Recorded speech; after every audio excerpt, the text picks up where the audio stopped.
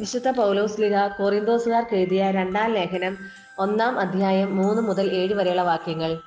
നമ്മുടെ കർത്താവായ യേശുക്രിസ്തുവിന്റെ ദൈവവും പിതാവും കരുണയുടെ പിതാവും സകല സമാശ്വാസത്തിന്റെയും ദൈവവുമായവൻ വാഴ്ത്തപ്പെട്ടവനാകട്ടെ.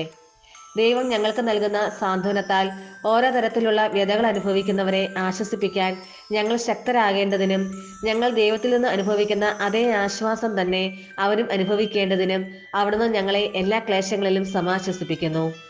ക്രിസ്തുവിന്റെ സഹനങ്ങളിൽ ഞങ്ങൾ സമർത്ഥമായി പങ്കുചേരുന്നത് പോലെ ക്രിസ്തുവിലൂടെ സമാശ്വാസത്തിലും ഞങ്ങൾ സമർത്ഥമായി പങ്കുചേരുന്നു.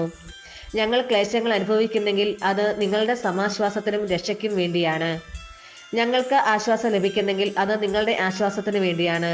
ഞങ്ങൾ സഹിക്കുന്ന പീഡകൾ തന്നെ നിങ്ങളും ക്ഷമയോടെ സഹിക്കുന്നതിന് നിങ്ങൾക്ക് ശക്തി ലഭിക്കുന്നതിന് വേണ്ടിയാണ്. ഞങ്ങൾക്ക് നിങ്ങളിൽ ഉറച്ച പ്രത്യാശയുണ്ട്. ഞങ്ങളുടെ ക്ലേശങ്ങളിൽ നിങ്ങൾ പങ്കുചേരുന്നത് പോലെ ഞങ്ങളുടെ സമാശ്വാസത്തിലും നിങ്ങൾ പങ്കുചേരും എന്ന് ഞങ്ങൾക്കറിയാം. നമ്മുടെ കർത്താവായ മിശിഹായിക്ക് സ്തുതി.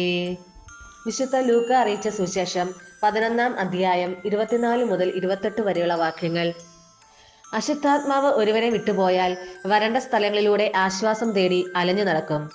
കണ്ടെത്താതെ വരുമ്പോൾ അവൻ പറയുന്നു, ഇറങ്ങിപ്പോന്ന ഭവനത്തിലേക്ക് തന്നെ ഞാൻ തിരിച്ചു ചെല്ലും.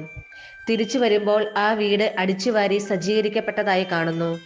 അപ്പോൾ അവൻ പോയി തന്നേക്കാൾ ദുഷ്ടരായ മറ്റേ 7 അശുദ്ധാത്മാക്കളെ കൂടി കൊണ്ടുവന്ന് അവിടെ പ്രവേശിച്ച് വാസമുറപ്പിക്കുന്നു.